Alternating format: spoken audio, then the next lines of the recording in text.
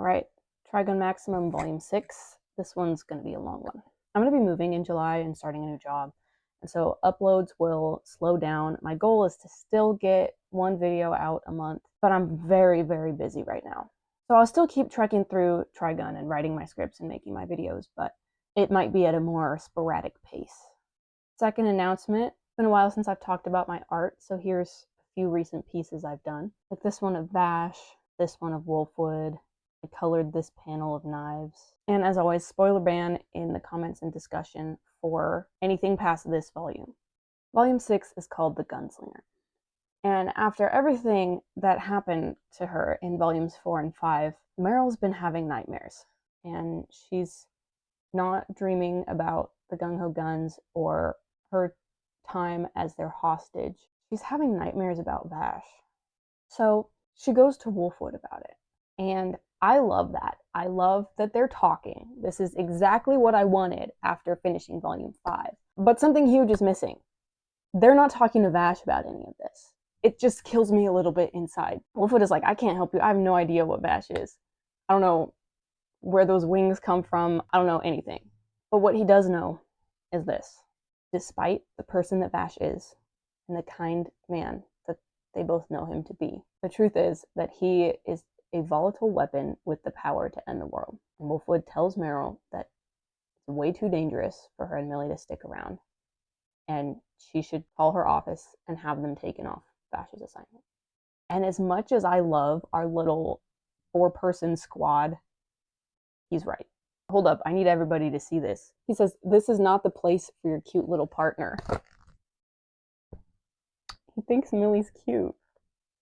I love straight people. I wish they were real. There's a saloon in town, and inside that saloon, a gunsmith named Marlin and a sheriff named Murdoch are in an argument because the gunsmith refuses to make a gun for the sheriff. And I can absolutely see why he wouldn't want to give him a gun. The sheriff is hot-headed and brash and not careful and doesn't wield his authority well. And Vash enters the saloon and greets the gunsmith, and they seem pretty familiar with each other. And the sheriff just leaves in a huff. And Vash and the gunsmith go to the firing range where Vash shoots his gun. The gunsmith observes and then agrees to service his gun because it's in pretty bad shape. He gives Vash a replacement revolver to use in the meantime. And the sheriff, Murdoch, watches all of this happen, and he's proper fuming. Who wrote this? He's like, why would he give this random man a gun and not me when I'm the sheriff? I'm the guy that's supposed to keep this town safe. And he's in his office complaining. And Meryl had just been there to ask for directions. And so she heard his little tantrum. When she leaves, she's like, yikes. Because when she first got her gun, even though she understood it was necessary to protect herself, especially as a woman, she says it was too much. It was nothing but terror the first time I ever shot a person. I was unable to speak. Here is someone who owns and wields a firearm that understands the weight of that. She's a much more responsible gun owner than the sheriff, just like real life. Who said that? And off in the distance, 2 weird-looking guys, these are the Yin Yang brothers, they approach the town and decide it's the perfect target for acquiring a little money. So this gunsmith guy, Brandon Marlin, oh my gosh, Marlon Brando. I just put that together. Welcome to Trigun. We got Marlon Brando, Meryl Streep, and Robert De Niro. All right, anyway, Brandon Marlin is a descendant of this legendary gunsmith named Frank Marlin. This is a reference to Trigun 98, episode 3, where there's a gunsmith named Frank Marlin. However, the Frank Marlin in Trimax was alive decades ago and was said to be a teetotaler, whereas the Frank Marlin from the anime was deep in his cups, shall we say. So they're not exactly the same person, but it's like a little nod to the show. Since Vash is without his trusty 45, Vash is at the gun range practicing with his borrowed revolver until his hands bleed. The ground around him is littered with bullet casings. He's fired hundreds, if not thousands, of bullets because he's not familiar with this weapon, and even though he might only have it for a day, he needs to be able to wield it well. And the dummy he's shooting only has holes in like its shoulders and elbows. And Murdoch, like an idiot, approaches from downrange where the dummies are, where the bullets are going. No wonder Marlin won't give him a gun. He's genuinely stupid. And he's like, making fun of Vash, like, you must suck if you fired all those rounds and only hit like a couple non-vital spots on this dummy. But Vash is very polite to him, and he's just like, oh, hello, Sheriff. I believe we met before at the saloon. And Murdoch hits him, punches him in the gut instead of saying hello. And he is telling Vash that Marlin has gone nuts and he's a drunk who isn't in his right mind anymore. And obviously just saying this to make himself feel better about the fact that Marlin will not give him a gun. And then he pulls out his own gun and obliterates the target Vash was shooting and gestures arrogantly when he's done. And Vash just politely claps for him. But Marlin is having none of this. He comes out of his shop and he's like, you idiot. This is why I'm never giving you a gun. You don't understand anything and you're trigger happy. And then, as if to prove his point, Murdoch is like, okay, old man, let's duel. Let's settle this right now. And Vash is like, hold on, wait. But then there's an explosion from downtown in the direction of the bank. Those guys from earlier, the Yin Yang brothers, they make up sort of like an armored vehicle. There's like a big one. I'll put a picture up. It's hard to describe, but there's like a big one on the bottom in like this bell-shaped thing. I don't know. And then a little guy on top with like a hatch. Anyway, it functions like an armored vehicle, right? It's made out of metal. They're going down the street like some sort of tank. And they're making their way downtown. I did not. There's no way I wrote that in the script. No, okay. I wrote making their way down the street, and my brain filled that in. Anyway, they're like tossing sticks of dynamite out left and right. And Murdoch's like, I can take them on the sheriff. And I guess, like, props to him for standing up to them alone, but son, you're stupid. Because it's not just these two guys in the tank. There were a bunch of other goons hiding in the street. So when he stands up to the tank, all the guys from the street rush him and hand him off to the tank guys. And they rough him up real bad. And right as one of them is about to shoot Murdoch in the eyeball, a missile comes up the street and hits the tank, but doesn't detonate. It was a dud. And Vash drops in with the Punisher. He stole Wolfwood's baby. And he knocks out all the goons in the street, but takes a bullet to the shoulder in the process. And he's like, hey, let Murdoch go. Tell me what you guys want. Nobody needs to get hurt. I promise you don't want to fight me. And Meryl is watching this, and she's kind of surprised that Vash is still trying to take the peaceful route. But then she thinks, maybe that's not what's going on. Maybe he can't even bring himself to fire a gun at someone right now after remembering everything that he's done. And then the guys in the tank toss out more dynamite, and Vash, in the blink of an eye, shoots the lit fuses off the dynamite with his borrowed revolver. He was not practicing for nothing. Sheriff Murdoch is shaking in his boots. Like, how did that guy who couldn't hit the firing range dummy perform this superhuman feat of marksmanship? And then it finally hits him that Vash shot all of those rounds at the dummy with perfect accuracy. He's doing the gunman's equivalent of the Robin Hood arrow split, shooting bullets through the pre-existing bullet holes in the dummy with a borrowed gun. But not for long, because Marlin tosses him his repaired revolver, and then Vash uses it to take down all the would-be bank thieves. We don't really see what he does. It kind of just cuts to the aftermath, and Meryl's concern for Vash that he wouldn't be able to act. She realizes that her concern was not warranted. She says, this is someone whose determination is even stronger than the regret that he carries. And it would have to be, right? Because Vash's regret is so strong. I think anyone else would just collapse under the weight of all of it. It's interesting because Vash in this volume has been wearing a different pair of glasses that are almost like goggles, the way they kind of close on the sides. And you can't see his eyes at all, and it makes him feel more detached or aloof or just not as friendly and present. But he takes off his glasses in the second to last panel of the chapter, and he's smiling, and it feels like a reassurance. And then the last panel of the chapter, Wolfwood is like hugging the Punisher, holding it away from Vash. And he's literally like, why I oughta, in 1950s schoolboy. And Vash is like, I'm sorry, I borrowed it. But it was fun while it lasted. It was quite fun to see Vash. Even if he barely used it, fun to see him wield that weapon. In chapter 2, then, Wolfwood has a nightmare that's mixed with memory. It begins with a memory of someone telling him to consider the repercussions of what he's about to do. And Wolfwood says, if he does this, he can never come back, but at least the kids will be safe. And then it veers into nightmare territory, and he sees Knives, Legato, and Elendra standing outside the orphanage. and Knives is about to kill these children. And Elendira turns to Wolfwood. She almost breaks the fourth wall, like she's looking directly at the reader, because the panel is framed from Wolfwood's point of view. And she says, "Didn't I tell you he was planning to do it no matter what?" And Wolfwood jolts awake at a table alone in a bar that's closing down. And the barkeep is like, "Man, you, even though you haven't had much to drink at all, you don't look so good." And he offers for Wolfwood to stay the night in one of his upstairs rooms for a fee, but Wolfwood just leaves with his mostly full bottle of liquor. And this is so unimportant, but I want you to remember that the bartender said that his tables are especially made to be really tough because they get a lot of ruffians in the saloon. So Wolfwood leaves, and he walks out into the night and senses someone watching him. It's Zazie, who stays hidden because, quote, "I don't want to get shot." Honestly, real. And Zazie has a message from Knives. Keep it up. That's it. But Zazie asks Wolfwood, "Are you still gonna do it? Are you still gonna keep working for him?" And Wolfwood says, "It's my job." And I do believe that then this is the first mention in the manga of the Eye of Michael, because Zazie says, "That's a tough deal for the Eye of Michael. Do they know that this spells the end for mankind?" And Wolfwood's like, "Just go away. I don't want to talk to you anymore." And he looks directly to the spot where Zazie is hiding. And Zazie's like, "Wait, you knew where I was?" It says that Wolfwood is just as scary as Legato.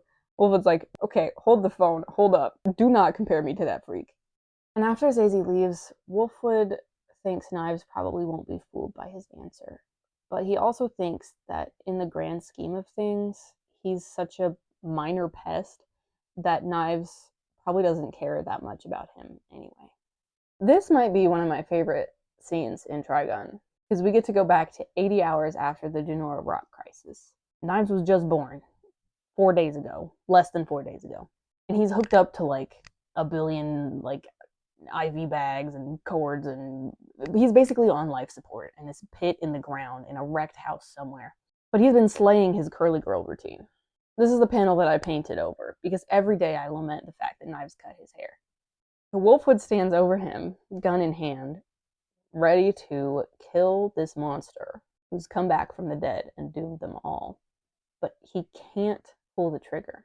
Knives and Vash, too, they can put out this immobilizing aura that's just like the power of their presence is like, wah, and then nobody can do anything because they're so scared. Knives is just like laying there, completely unfazed by Wolfwood's threat, and tasks Wolfwood to maintain his Eye of Michael contract and keep working for Knives. And he tasks him to find Vash and protect him, and to bring him back unscathed, alive and unspoiled. And Wolfwood obeys. He has no choice but to obey, because all he can think about, frozen with fear, as much as he wants to kill Knives, is how badly he wants to live. And genuinely, I think that is the core of Wolfwood's character. If you don't understand that at all times Wolfwood is terrified of dying, you don't understand Wolfwood. But the one thing that he's more scared of, other than his death, is the death of his children. And Wolfwood still sees Vash as a monster. And his fear of Vash is not entirely unfounded, because his abject terror that Wolfwood felt from Knives, he also felt from Vash back on Ship 3 when they fought Gray and Leonov. And Wolfwood has seen Knives. He knows what Knives can do and knows that Vash could be capable of those same exact things. And he thinks, how can this monster be the one who can settle the fate of mankind? But his thoughts are interrupted by Vash's voice calling out to him from the rooftop. And Vash looks so happy to see him. He's drawn so sweet and non-threatening in this scene. His eyes look even bigger than normal. He has a little blush on his face and he's smiling. It's such a sharp contrast between the horrible images of Knives and Vash going through Wolfwood's head, and then he looks up and sees Vash smiling at him. But behind him, the fifth moon looms with its enormous crater. And it just kind of knocks the wind out of you to see him looking so sweet and fond of Wolfwood, and then behind him is this massive, looming thing, a reminder of what he has done and what he is capable of. Wolfwood joins him on the rooftop. Vash is just keeping an eye on everything, since the guys they took down earlier are getting transferred to the state guard. He's just trying to make sure that nothing happens. Wolfwood stands behind him and holds his pistol to Vash's head. And this panel is the exception to Vash's cheery demeanor. I'm willing to bet, because Wolfwood is behind him, that Vash can see Wolfwood's shadow and knows what he's doing. It would be so easy for Wolfwood to pull the trigger and eliminate half the threat. He's standing there ready to shoot, just like how it was with knives. But unlike with knives, Vash is no immediate threat. With knives, Wolfwood was prevented from making his choice, but with Vash, Wolfwood simply chooses not to do it. Vash, I think despite knowing exactly what Wolfwood was doing, just turns around and looks at him with his enormous eyes and asks, "What's wrong?" He either didn't see Wolfwood's weapon or chooses to ignore it. And I think he was choosing to ignore it. And this scene, at least from Vash, to me, it feels like such an earnest attempt at connection. I feel like he's decided that he's done keeping Wolfwood at a distance now. But also, I don't know if Vash is just faking it and pretending that nothing is wrong, because he does that all the time. Or I don't know if Wolfwood is just too scared and too in his own head to recognize that Vash has changed in some way towards him and is trying to, is figuratively extending a hand towards Wolfwood. I'm having a hard time articulating this, but it just feels like ships passing in the night. It's a complete inversion of Volume 2, when Wolfwood forces Vash to hold him at gunpoint, and Vash refused to pull the trigger, because now Wolfwood is holding Vash at gunpoint. But Vash doesn't even have to do or say anything to convince him not to do it. He is just there, as himself. Wolfwood tells Vash he needs to stop getting entangled in all these little side quest battles along the way, or he won't live to make it to Knives. The paddy wagon arrives to pick up the prisoners, but surprise, it was hijacked by one of their accomplices, a third brother, which must suck if the first two are known as the Yin Yang brothers, and then you're just like the random other third brother that nobody cares about. And when Vash sees an explosion, he runs to it, and a frustrated Wolfwood follows, because what else can he do? And Vash stands right in front of this wagon that is speeding down the road, and the brothers recognize him from before. And then their third brother is like, "You're telling me that you lost a battle to this pretty boy?" Like, okay, we all know that Vash is beautiful. It's just very funny to hear some random guy acknowledge it. Vash sidesteps the vehicle, and the third brother jumps out behind him and sends these, like, Beyblade throwing star type weapons at his back. But Wolfwood throws that heavy-duty table out of the saloon that he was in earlier. And that bartender was not lying. That was a heavy-duty table. It blocks the throwing stars and buys Wolfwood enough time to get in there and cover Vash's back. So on the street, you have Vash shooting at the armored truck, back-to-back with Wolfwood shooting at the third brother. But he's really nimble, and Wolfwood does not have a precision weapon. And Vash's .45 caliber bullets are not doing anything to stop the armored truck. And they both realize this at the same time. Without even a word, they spin with each other and fire in unison at the opposite target. And Wolfwood hits the truck with a missile, and Vash shoots the third brother in the leg. And the panels and the layout are symmetrical and everything, and it's so satisfying and delicious, because for once, Vash and Wolfwood are not fighting each other, and they're not fighting their own separate battles on the same team. They're fighting back-to-back in unison as one. We stay winning. It's not until it's all over that Wolfwood realizes what just happened, how in sync they were, how he acted without even a thought to protect Vash. And Vash thanks him for his help, and Wolfwood just watches him go and berates himself for underestimating Vash, which I think is a Wolfwood euphemism for trusting Vash. I think he's berating himself for trusting and for caring about him and letting himself fall deeper into Vash's orbit, to the point that they fight together like a practice team. And this is the moment where he realizes that he can turn his back to Vash. He can trust him to protect his most vulnerable side. I think that Wolfwood has never experienced trust like that before, and it confuses him because he didn't see it coming, and he can't help it. It just sort of happened. And now it feels like there's a missed connection on Wolfwood's side then, because he just watches Vash go. I think Vash wants to know what's going on with Wolfwood. I think he would welcome a reciprocated friendship at this point. But Wolfwood is fighting that now, because he's so close to bringing him to Knives, but now he's gotten attached. They've kind of switched roles now. I felt like in the earlier volumes, Vash was the one with his walls up, and Wolfwood was kind of interested in him and like fascinated by him and would kind of poke and prod and try and see what's past those walls. And now it's kind of reversed. Vash has let his walls down, but Wolfwood's started to clam up.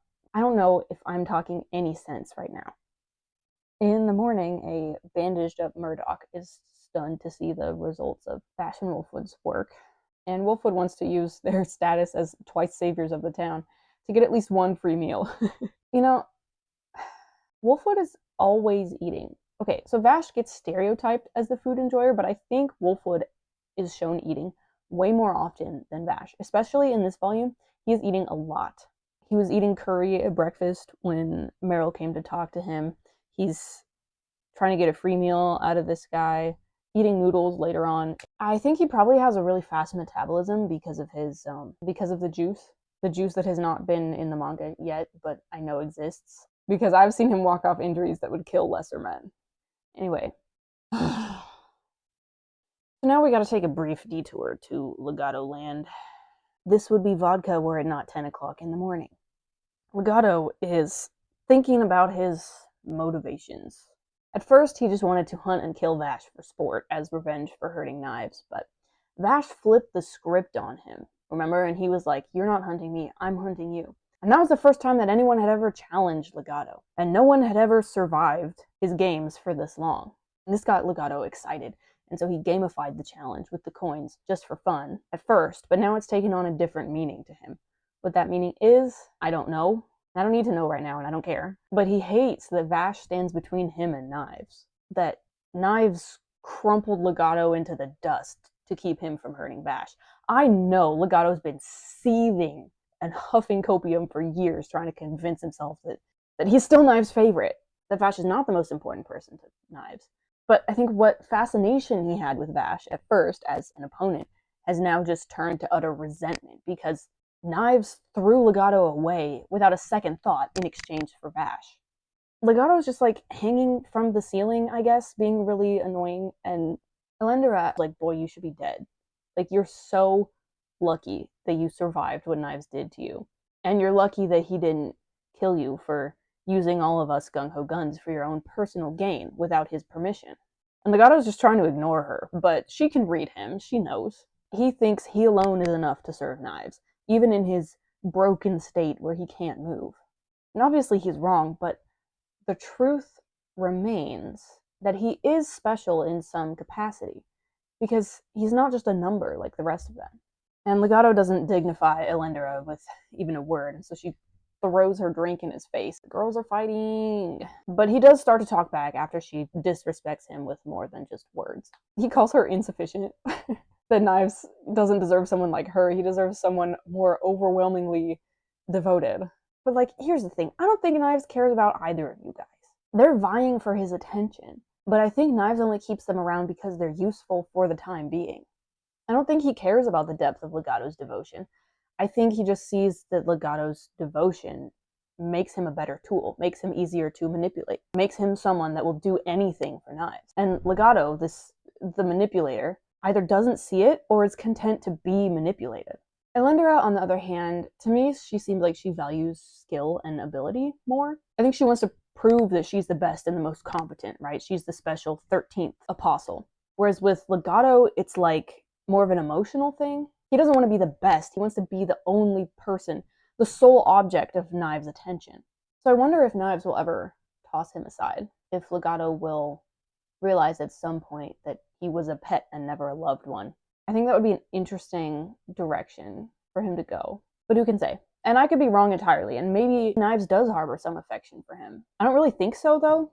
Not at this point, because Knives is very upfront with his emotions. If he feels something, whether it's anger or excitement or disgust or pleasure, he expresses it. He doesn't mask up like Vash. So I think if he cared about Legato, we would see that. So, since Legato's stuck dangling from the ceiling, Elendra has to go welcome the new Eye of Michael members who are coming to get their coins from Legato.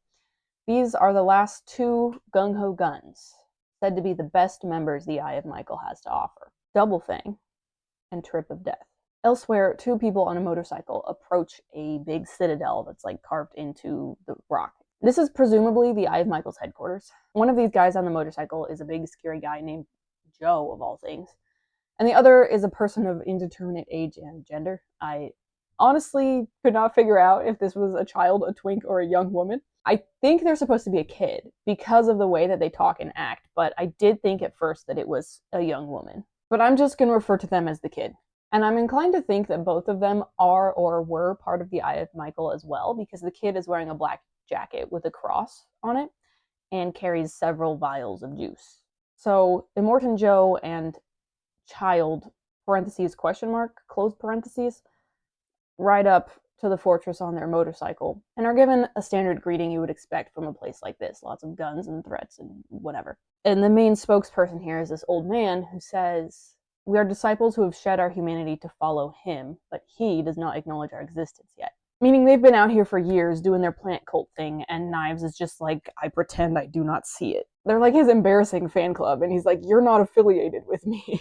So the kid injects some juice and bulks up and goes on a rampage with Joe. They storm the gates and kill the whole welcome committee. And as they ride further into the compound, the kid, who is shrunk back to normal size, is like, "I feel like we're being watched."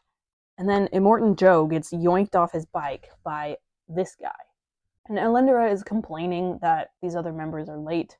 And Legato thinks it's probably because of an internal dispute, which kind of confirms that Immortan Joe and Billy the Kid were also Eye of Michael members, if this is the internal dispute he's referring to. And then we get some interesting lore that instead of sending out individual people, the Eye of Michael holds 3 slots within the ranks of the Gung-Ho Guns, and they've been providing contract killers for Knives for a while. So, like, Knives does recognize them. I don't know what that old man was on about. Maybe he just wants more recognition from Knives. Get in line. But this just absolutely confirms my theory that I've been holding on to since Volume 2, since before Trigun Maximum, that Wolfwood was never meant to be here. Because he never answered to the name Chapel. He took someone else's spot, probably killing them in the process.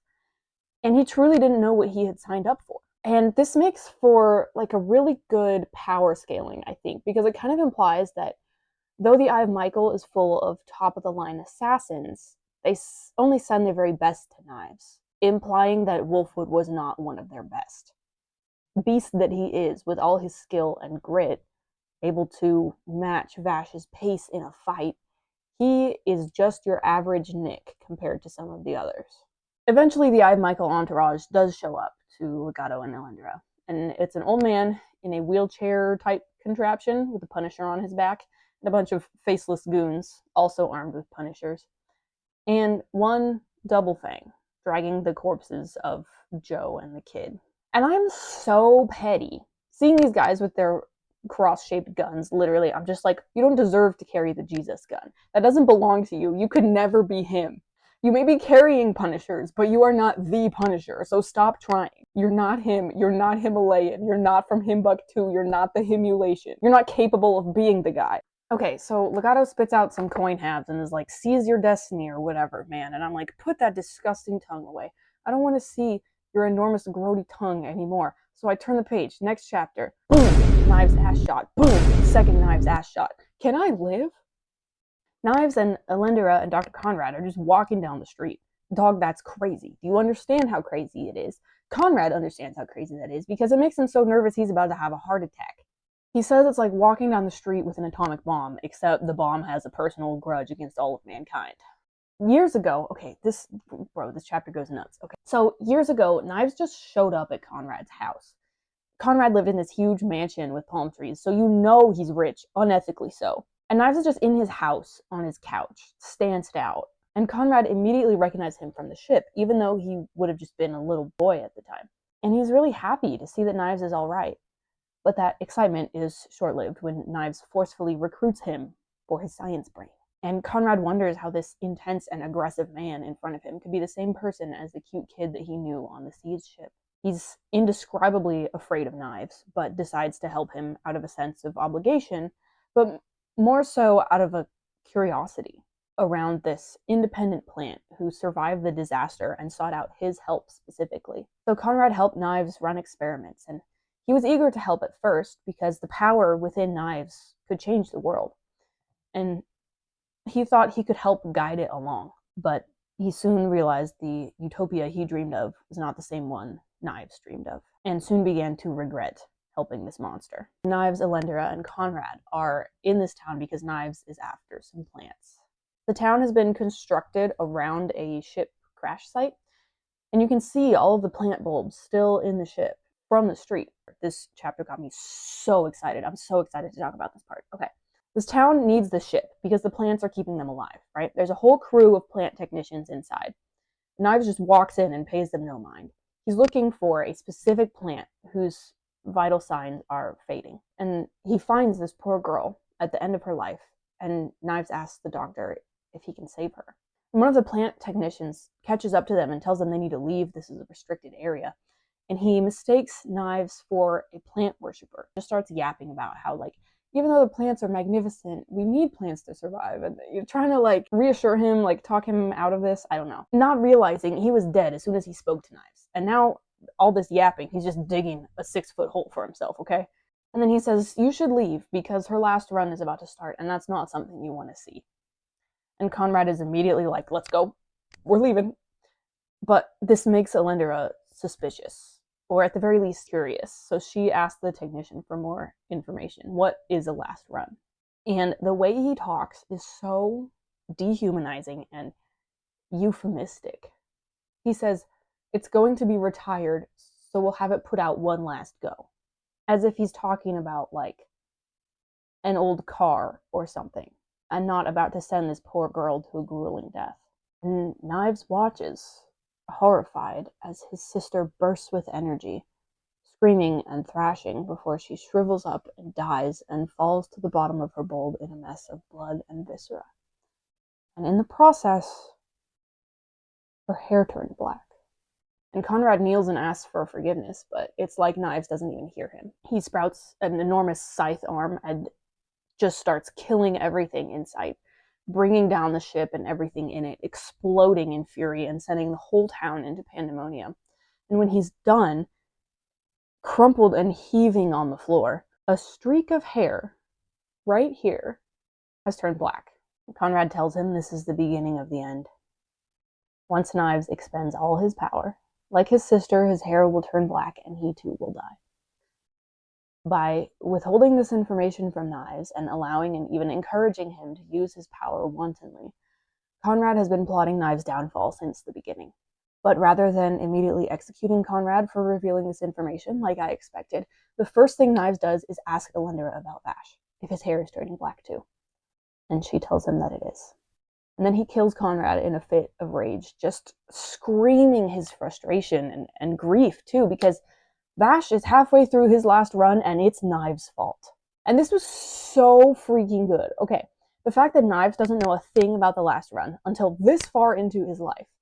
He didn't know the full extent of humans' abuse of plants, and he still hated them so much. And he's been deliberately kept in the dark and tricked into slowly killing himself and Vash. And Vash's hair was completely blonde before the 5th moon incident, but about a third of it turned black after. That's so much energy.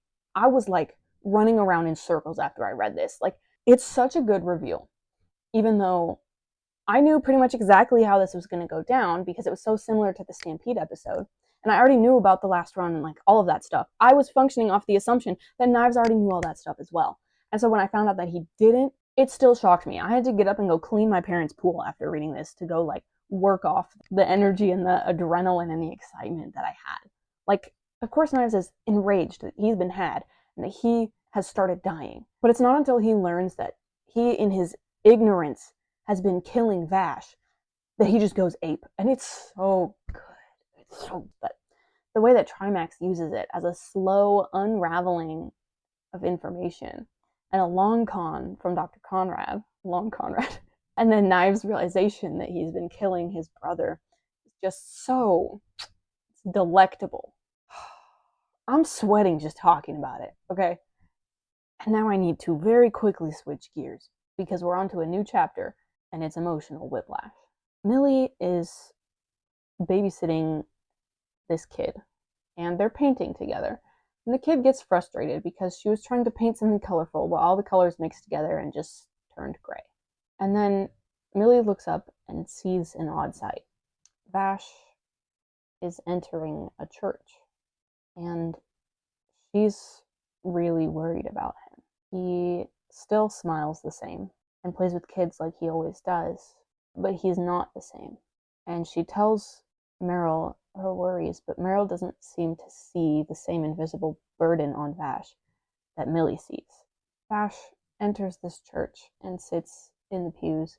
And I know this is just part of the art style to have some empty space around a major character so they don't blend into the background. But it really makes Vash look like he has a halo. And the church is mostly empty, but there's a priest inside delivering a homily. This was the part that made me cry, and I don't really have the heart to go over it again, so I will let me from a couple weeks ago tell you all about it. Hey guys, I'm kind of a mess. I just got out of the shower. And my voice is a mess too. I was in a wedding a couple days ago and I fear I may have partied a little too close to the sun. I was reading volume 6 before I was gonna go to bed. I got to this chapter and I just started crying. Gosh. Listening to the priest's homily. The priest says, "All men are sinners. Father, forgive them. They know not what they do." Those were his words. If you get down on your knees, truly repent of your sins and ask for mercy, our Heavenly Father will surely forgive you.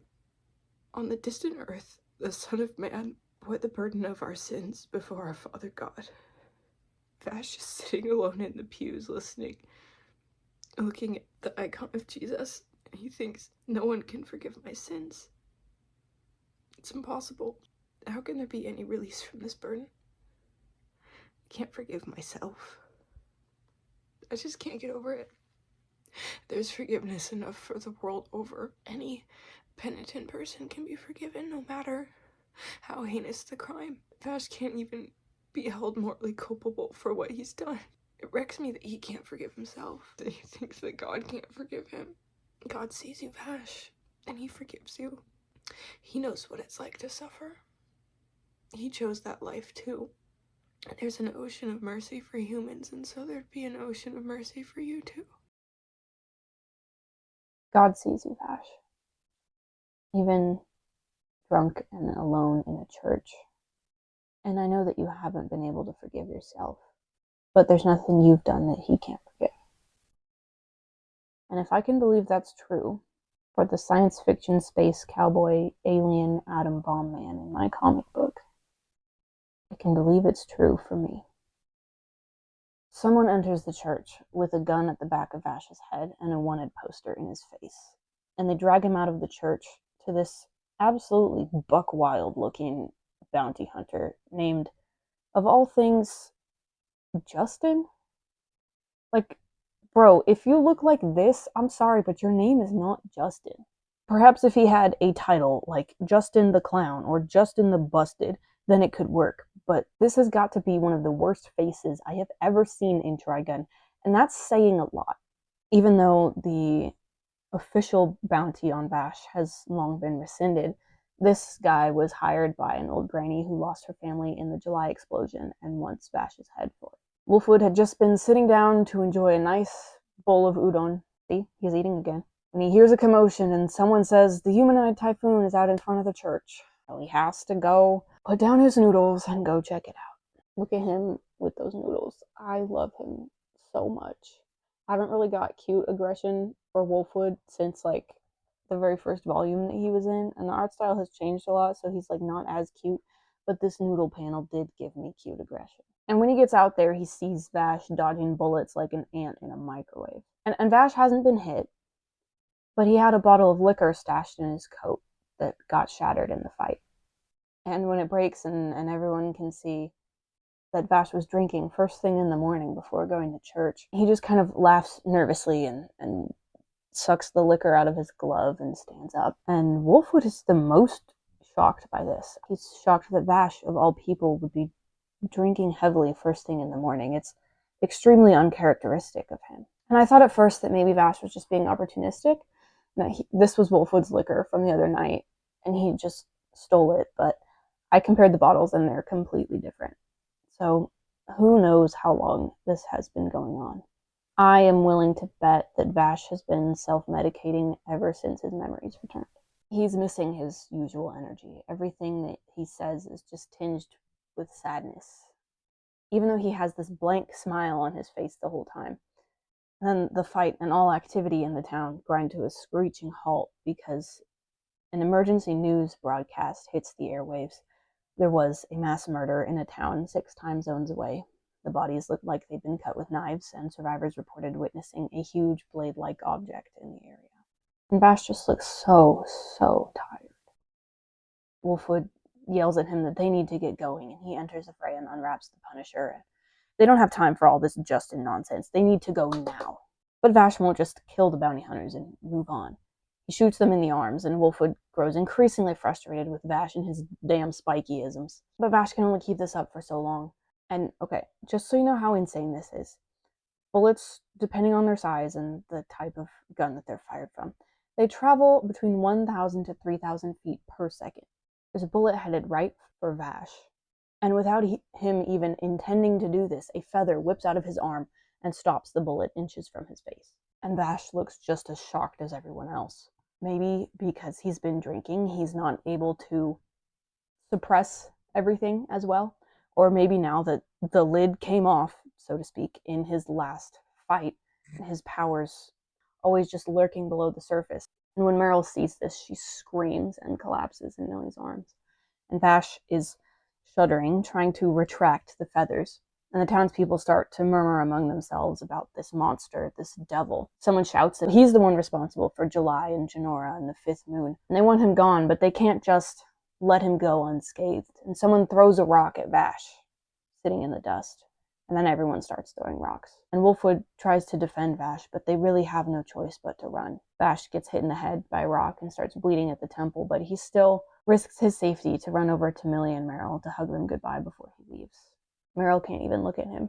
Millie is distraught and asks him how on earth he can still be smiling at a time like this. And Vash just says, I don't know what else to do. He tells Millie thank you. He tells Meryl he's so sorry. And he puts a hand on her back, but she cringes away from him. And he runs away with an unfinished goodbye and doesn't look back. Wolfwood looks back, though. And he tells the girls goodbye for now. There's a little kid who tries to stop the adults from throwing rocks at Vash, but nobody listens. And Millie thinks that just like her little kid whose rainbow paints all turned gray, all of Vash's emotions have turned him gray inside, and that horrible, empty smile of his is his way of trying to cover up that empty gray with a bright color.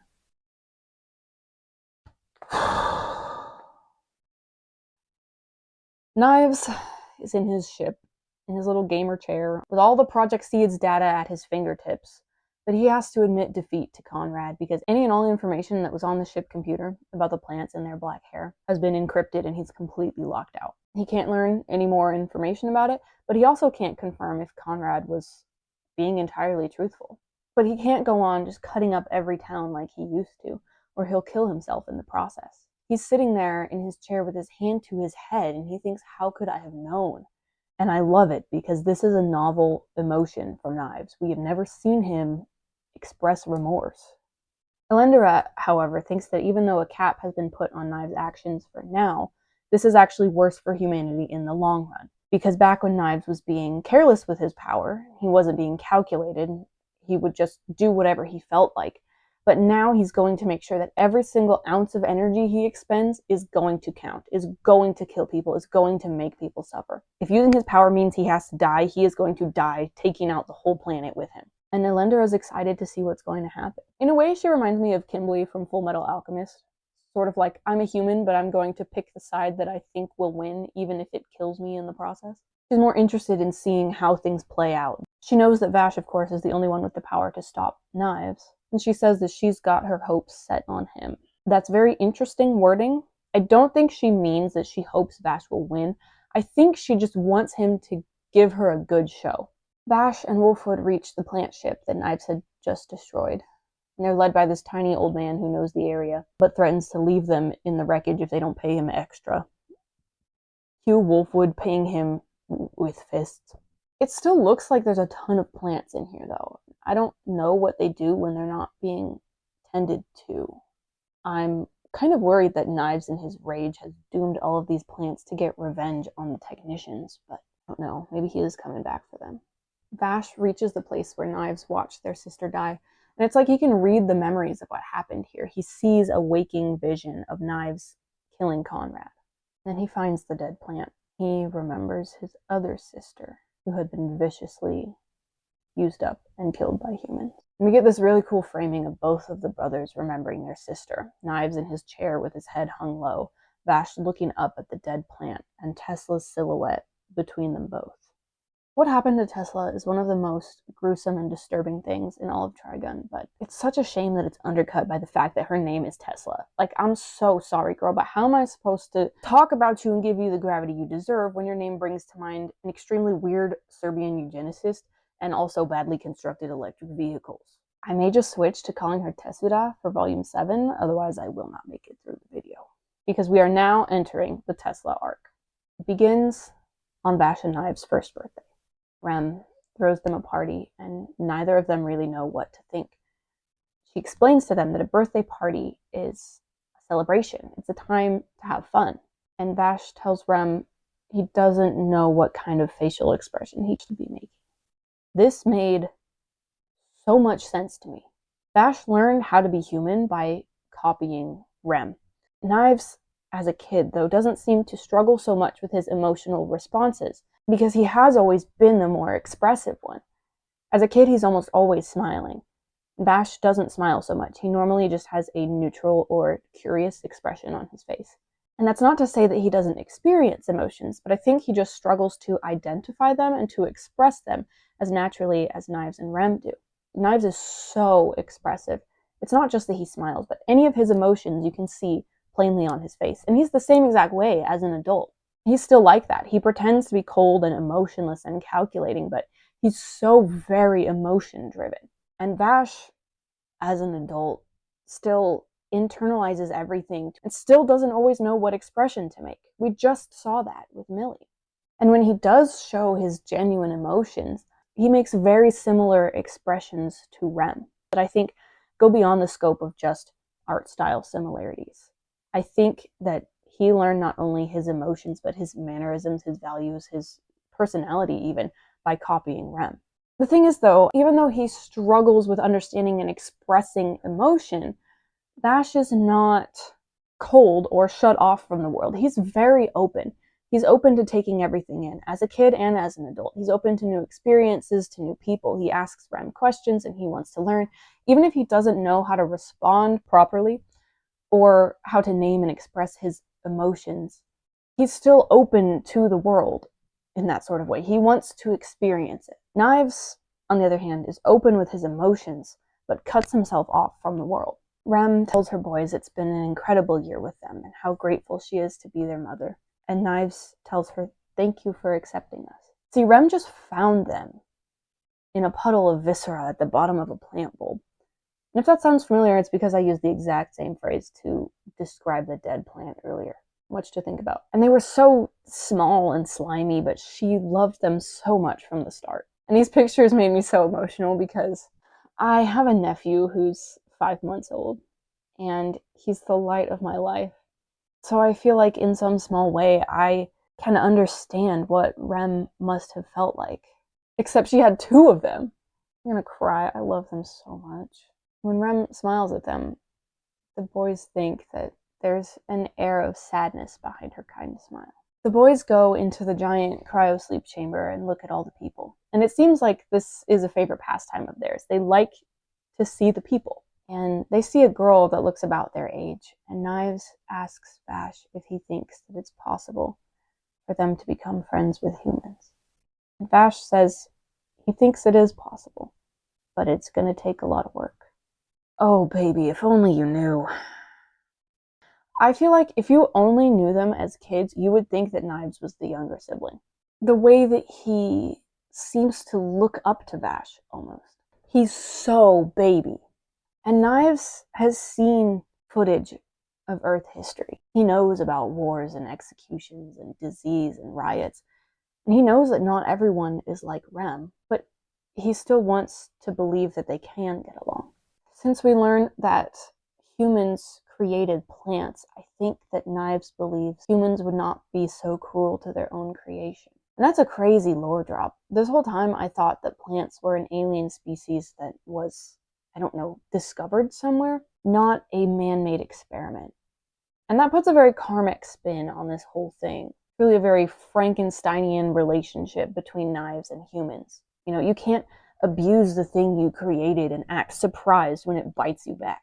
Although there is a level of separation between the independents and the humans. Humans may have created plants, but the plants created their independent sons and daughters. So, of course, it would be easier for Knives to sever what connection he felt with humans and turn against them, because he did not come from them, nor need to rely on them the same way that his mother and sisters do. Then an emergency alarm goes off, and Rem rushes to take care of it and orders the boys to hide in their room. There's some kind of autopilot error happening, and Rem works to correct it, but the alarm's intensity kicks it up to the next level, which means the ship will automatically wake up other crew members to help deal with the problem. Vash and Knives strap themselves into emergency harnesses in their rooms, and cryopods hiss open as crew members start to wake up. To be continued in Volume 7.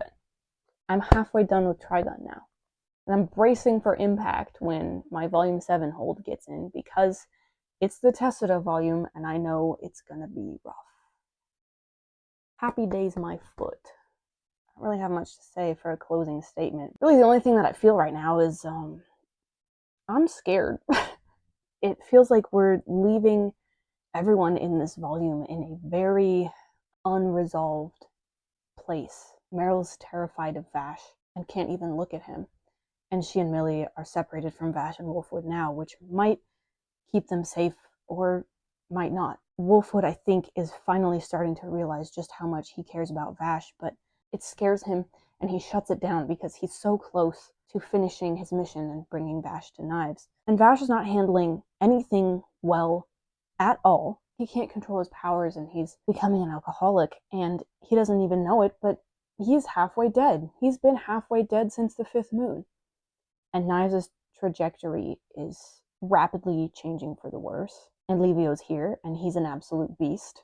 And Legato just becomes more and more radicalized. And it feels like we are just ramping up for more and more tragedy, the likes of which we have not seen. I assume we'll be getting Livio and Wolfwood backstory soon as well, since they've introduced Livio now. But nevertheless, we persevere. Thanks for watching. Onward and upward to the next heart-shattering tragedy. Bye.